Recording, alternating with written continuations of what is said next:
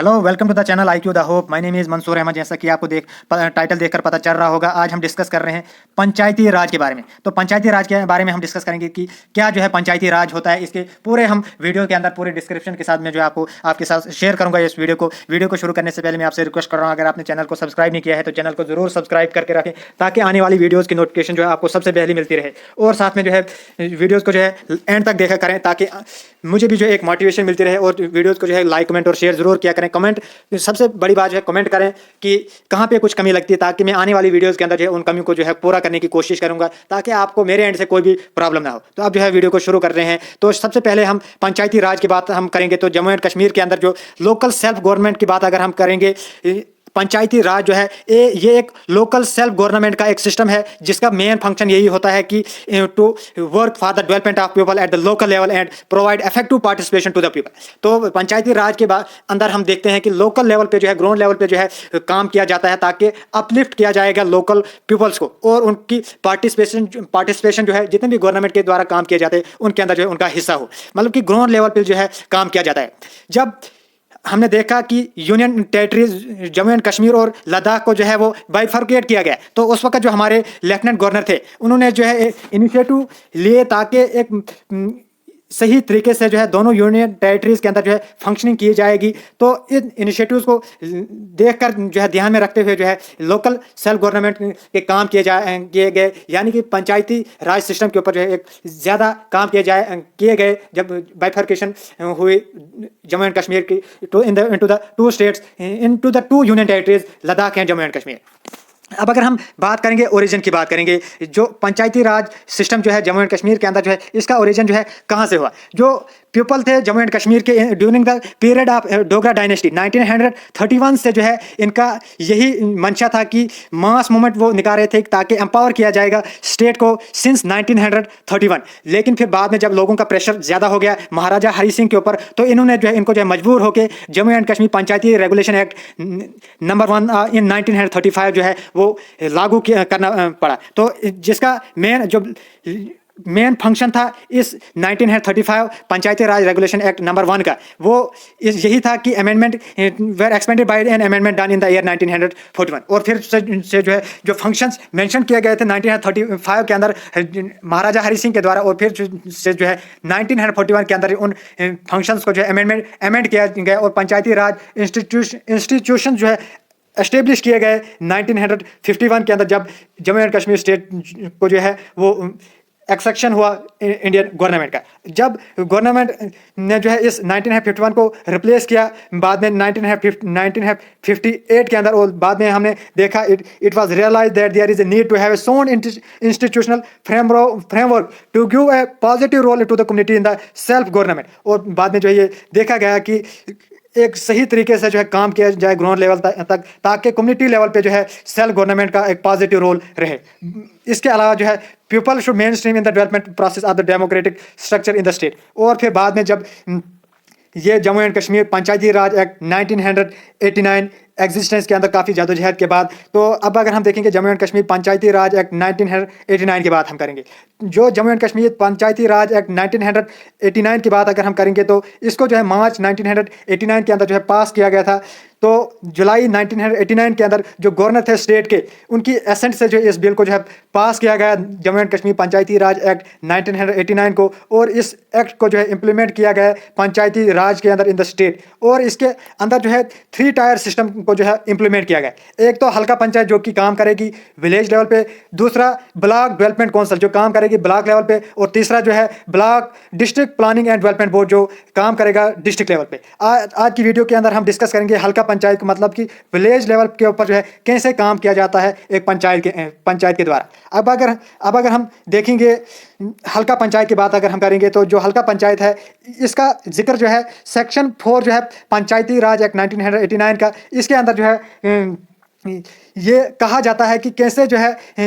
हल्का पंचायत के अंदर जो है काम किया जाएगा जम्मू एंड कश्मीर के अंदर। इस सेक्शन के अंदर ये भी डिस्कस किया जाता है कि हर विलेज या हल्का के अंदर जो है एक हल्का पंचायत हो, जिसका नाम जो है उस विलेज के नाम पे जो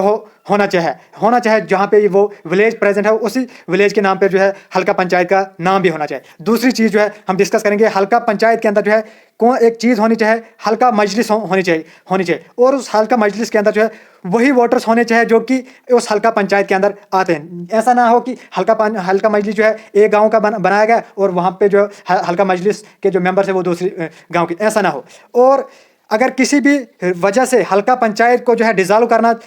पड़ा तो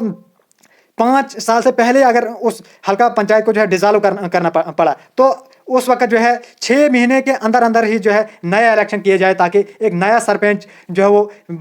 उस गांव का जो है तैयार किया जाए और पंच सरपंच नायब सरपंच वो सारा जो है वो दोबारा से जो है प्रोसेस हो जाए। अब अगर हम देखेंगे तो सेक्शन 24 के अंदर जो है क्या कहा गया है, सेक्शन 24 के अंदर जो है कहा गया है कि एटलीस्ट एक मीटिंग जो है हल्का पंचायत की होनी चाहिए 1 मंथ के अंदर, 1 महीने के अंदर एक मीटिंग होनी चाहिए हल्का पंचायत के अंदर। और इस एक्ट के अंदर जो है ये भी बताया गया है कि वहाँ पे जो है पंचायत एडवाइजरी कमेटी भी जो है बनाई जाए। तो ये जो पंचायत एडवाइजरी कमेटी होगी इसके अंदर जो है गवर्नमेंट अथॉरिटीज़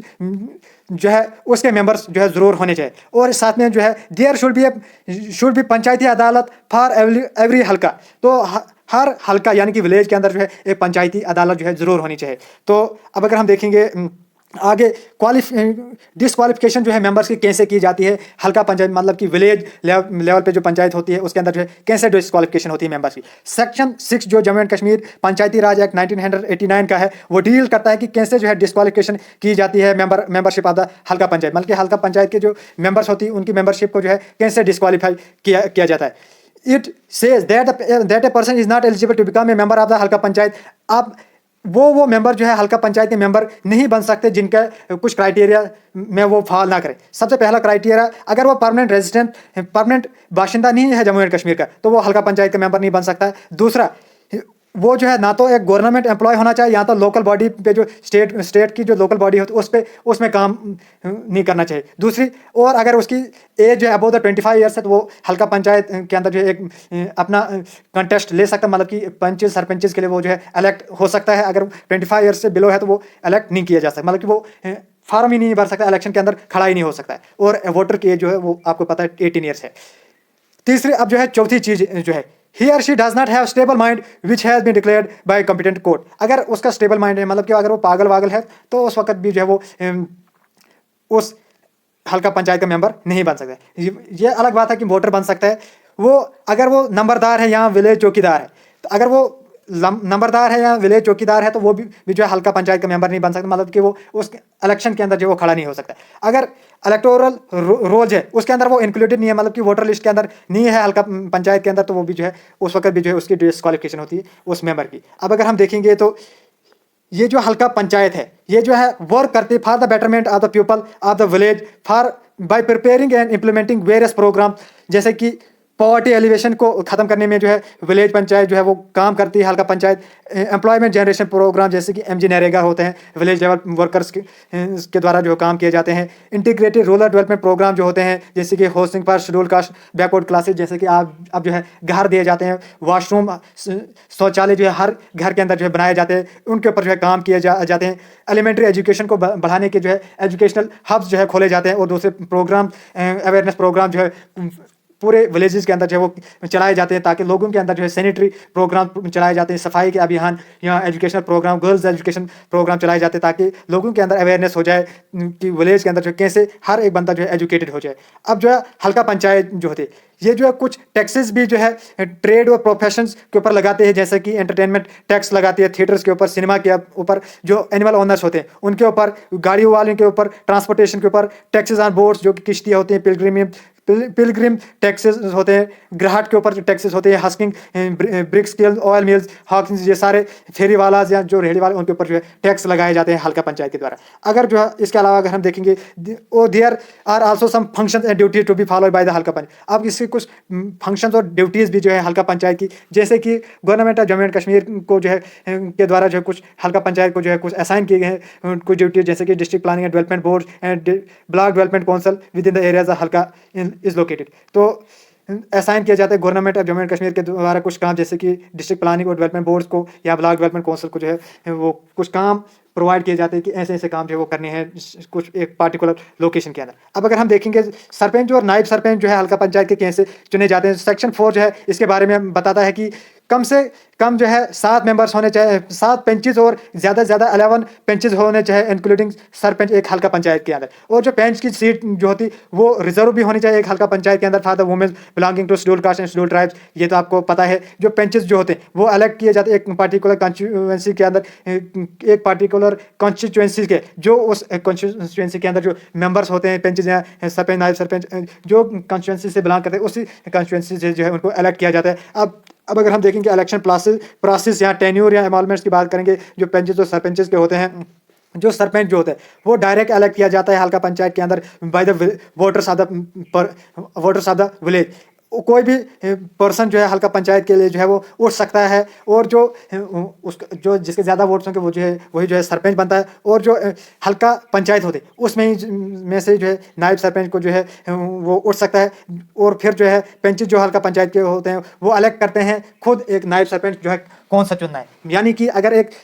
जब वोटिंग होती है एक पार्टिकुलर हल्का पंचायत के अंदर, उसके अंदर जो है एक तो सरपंच चुना जाता है और साथ में जो है 7 या 11 पेंचेस जो है चुने जाते हैं। सरपंच तो चुना लोगों ने, अब जो ये जो 7 या 11 पेंचेस चुने ये जो आपस में वोटिंग करते हैं साथ में सरपंच भी, और देखते हैं जिस आदमी के ज़्यादा वोट होंगे उसी को जो है नायब सरपंच जो है डिक्लेयर किया जाता है। जो सेक्शन 5 जो है Jammu and Kashmir Panchayati Raj act का, ये जो है हमें बताता है कि जो टेन्योर होगा सरपंच का और नायब सरपंच का वो कितना होना चाहिए। 5 साल तक जो है एक सरपंच और नायब सरपंच जो हल्का पंचायत का जो वो रह सकता है एक पार्टिकुलर कॉन्स्टिट्यूएंसी के अंदर। अगर किसी वजह से जो है उनको जो है निकाला जाता है तो 6 महीने के अंदर ही जो है नया इलेक्शन करवाई जाती है। मैंने आपको बताया। जो गवर्नमेंट है जम्मू एंड कश्मीर जो है स्पेसिफाई करती है फिर सैलरीज क्या रहेगी सरपंच हल्का पंचायत के जो सरपंच उनकी सैलरी क्या रहेगी या पेंचेस की पेंचेस जो होते हैं उनकी सैलरी क्या है। जैसे कि सरपंच की सैलरी जो है वो 3000 जो है सरपंच की तनख्वाह रहती है और पेंचेस की जो है वो रहती है वो कितनी रहती है 1000। याद रखें 3000 सरपंच की 1000 पेंचेस की और नायब सरपंच की 2000 होती है। और इसके अलावा हम देखेंगे कि रिमूवल और रेजिग्नेशन के कैसे जो हम एक पेंच या सरपंच को जो है रिमूव कर सकते हैं एक पार्टिकुलर कॉन्स्टिट्यूएंसी से। तो इसके लिए जो है सबसे पहली चीज़ है अगर वो किसी भी ग्रास मिसकंडक्ट देखा गया उनका तो उनको जो है रिमूव किया जाता है। ये सेक्शन 7 के अंदर जो है लिखा गया है। अगर वो अपना काम ठीक से नहीं कर रहे हैं तो उस वक्त भी जो है उनको निकाला जाता है। अगर वो 6 कंसेक्यूटिव मीटिंग्स हल्का पंचायत की कंडक्ट ना कर सके, मतलब कि 6 महीने तक उन्होंने कोई भी मीटिंग अटेंड ना की, तो उस वक्त भी जो है पेंच और नायब सरपंच को जो है वो एलिमिनेट किया जाता है एक हल्का पंचायत से। और सेक्शन 7 के अंदर ये भी कहा गया है कि जो सरपंच और नायब सरपंच जो होते हैं उनको रिमूव किया जाता है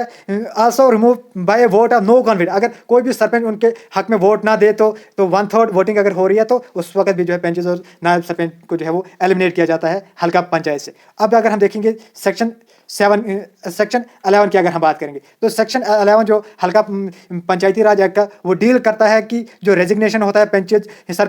नायब सरपंच का कि कैसे जो है वो अपना रेजिग्नेशन जो है वो डिक्लेयर करते हैं। और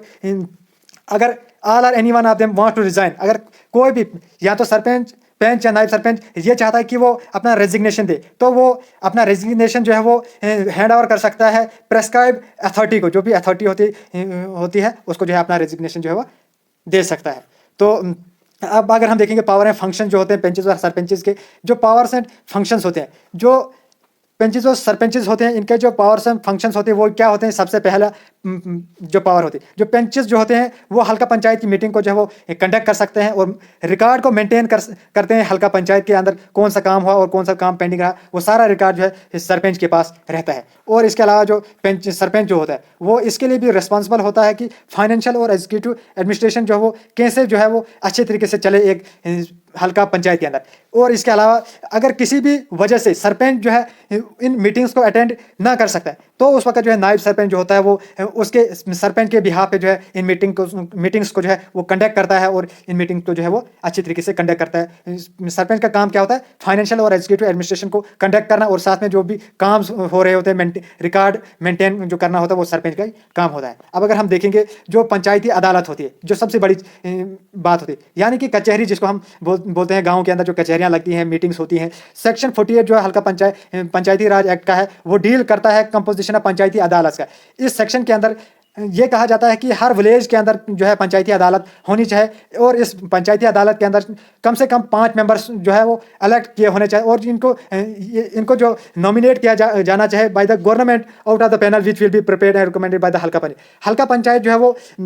रिकमेंड करेगा जैसे कि 10 बंदों को। अब जो गवर्नमेंट जो होगी वो कि कोई भी 5 बंदों को जो है वो सिलेक्ट कर सकती है। मतलब कि अगर फॉर एग्जांपल 10 बंदों को जो है वो सिलेक्ट किया तो गवर्नमेंट जो है किसी भी 7 बंदों को जो है वो सिलेक्ट करता है कि ये जो है पंचायती अदालत के जो है वो मेंबर्स रहेंगे। और ये जो है ये भी मेंशन करता है कि जो मेंबर होगा पंचायती अदालत का एक तो वो पढ़ा लिखा होना चाहिए और above the 30 years of age होना चाहिए, मतलब कि 30 साल से ऊपर होना चाहिए, तब जाके वो पंचायती अदालत का मेंबर बन सकता है। अब अगर हम देखेंगे इसकी जो क्राइटेरिया है, ये गवर्नमेंट एम्प्लॉय नहीं होना चाहिए, या तो लोकल बॉडी जो होती है स्टेट की, स्टेट के अंदर वो काम नहीं करना चाहिए, स्टेट गवर्नमेंट बॉडी के अंदर, या तो गवर्नमेंट एम्प्लॉय नहीं होना चाहिए, या ना तो वो सरपंच होना चाहिए, ना तो नायब सरपंच और ना मतलब कि सरपंच, नायब सरपंच और पंचायत के अलावा से जो है पंचायती अदालत के मेंबर जो है वो अलग किए जाते हैं। और ये जो पंचायती अदालत के जो मेंबर होते हैं 5 ईयर टर्म के लिए जो इनको अलग किया जाता है। और इसके अंदर जो कॉरम होता है, अगर कोई भी पंचायती अदालत कंडक्ट करनी है उसके लिए कम से कम 3 मेंबर्स का होना जरूरी है। और सेक्शन 56 जो है इस एक्ट का डील करता है कि क्रिमिनल ज्यूरिसडिक्शन जो होती है पंचायती अदालत जो है डील कर सकती है, मतलब कि किसी ने जो चोरी की है, कोई भी गलत काम किया पंचायत के अंदर, उसको जो पंचायती अदालत जो है उसका फैसला सुना सकती है। और इसके अंदर पे जो है फाइन भी जो है किया जाता है पंचायती अदालत के द्वारा, और वो फाइन जो है 1000 रुपये तक जो है वो होता है। और ये जो फाइन जो है वो किसको दिया जाता है? जिसने कंप्लेंट की होती है। मतलब कि अगर ए पर्सन और बी पर्सन के बीच में झगड़ा हुआ, अगर ए पर्सन ने जो है वो शिकायत की और बी पर्सन जो है वो इसने गलती की थी, तो इसके ऊपर जो है 1000 रुपये जो है वो फाइन इम्पोज किया जाएगा और वो 1000 रुपये जो ऑप्शन पर्सन ए को जो है दिया जाएगा। और सेक्शन 56 जो है ये भी कहता है कि पंचायती अदालत जो होते है jurisdiction over the Halqa panchayat के ऊपर भी जो है उसकी ज्यूरिसडिक्शन होती है। मतलब कि अगर कहीं पे मिसकंडक्ट किया जा रहा है, कोई भी काम सही तरीके से नहीं जो है किया जाता है, तो उसको भी जो वो अपने तरीके से जो फैसला दे सकती है। और एक कंप्लेंट देन द अदालत with order to provide the whole of part of, और फिर जो मैंने पहले ही बताया कि फिर अदालत जो है वो पैसा जो है उस मेंबर को देती है जिसने कंप्लेंट की थी, या तो पूरा दे सकती है या तो आधा दे सकती है। अब जो चेयरमैन और मेंबर जो होते हैं पंचायती अदालत के, जो चेयरमैन और मेंबर्स होते हैं पंचायती अदालत के, वो जो है अपॉइंट किए जाते हैं पंचायती अदालत के। उन्हीं मेंबर्स में से जो है जो 5 मेंबर जो होते हैं पंचायती अदालत के, उन्हीं में से एक चेयरमैन भी जो है वो अपॉइंट किया जाता है। एक चेयरमैन को अपॉइंट किया जाता है। एक चेयरमैन जो है वो जब पंचायती अदालत बनाई गई उसके 30 दिन के अंदर जो है इस चेयरमैन को जो अपॉइंट बनाया जाना चाहिए, या तो उसको बाद में प्रेस्क्राइब अथॉरिटी जो होती है वो बनाएगी अपनी मर्जी से जिसको भी चाहेगी, या तो 30 दिन के अंदर बनाना है चेयरमैन को, या तो फिर खुद अथॉरिटी जो होती हैं वो बनाती है किसी भी एक पर्सन को। जो सेक्रेटरी होती है, सेक्रेटरी होता है हल्का पंचायत का, वो जो है एक जुडिशियल क्लर्क भी होता है पंचायत अदालत के। मतलब कि जो हल्का पंचायत का सेक्रेटरी होता है उसको जुडिशियल क्लर्क कहा जाता है पंचायती अदालत का, जो रिकॉर्ड रखता है सारी प्रोसीडिंग्स और डिसीजंस का जो कि पंचायती अदालत के द्वारा जो है लिए गए। और सेक्शन 52 जो है इस एक्ट का डील करता है कि कैसे जो एक चेयरमैन या मेंबर जो होता है पंचायती अदालत का उसको रिमूव किया जाता है। अब जो है अगर चेयरमैन या कोई भी मेंबर जो होता है पंचायती अदालत का वो फेल हो जाता है कि अपनी ड्यूटीज़ को वो अच्छी तरीके से नहीं करते, या तो उसने कोई गलती की है and found guilty of misconduct and disgraceful conduct, तो उस वक्त जो गवर्नमेंट जो है उस मेंबर को जो है सस्पेंड कर सकती है उस पंचायती अदालत से। अब अगर हम कोई भी पर्सन को जो है रिमूव किया जाता है उनकी प्रोसीडिंग्स के अंदर, तो उसके बाद जो वो दोबारा जो है एलिजिबल नहीं होता है कि वो नॉमिनेट किया जाएगा उस अदालत के लिए। तो इसके अलावा इसी के साथ जो है आज का ये जो वीडियो जो है खत्म होता है। उम्मीद है कि आपको वीडियो पसंद आ रहा है। अगर कहीं पे कुछ कमी लगती है, मैंने जो है हल्का पंचायत के अंदर जितनी भी चीज़ें थी उनको जो है पूरा कंप्लीट अच्छी तरीके से जो है डिस्कस करने की कोशिश की है। तो इसके अंदर हमने हल्का पंचायत के बारे में पूरा ब्रीफ डिस्कस किया। तो ऐसी वीडियोज़ को जो है देखने के लिए जो है मेरी वीडियोज़ को जो है लाइक कमेंट और शेयर जरूर किया करें। अब जो है मैं दूसरा पार्ट जो है इसका लेके आऊँगा जो कि होगा ब्लॉक लेवल के ऊपर। तो इसी के साथ आज का वीडियो खत्म करते हैं। उम्मीद है कि आपको वीडियो पसंद आ रही है और किसी भी वजह से मेरी ये वीडियो पसंद आ रही तो वीडियो को जो लाइक कमेंट और शेयर जरूर किया करें। Thanks for watching our videos and God bless you all.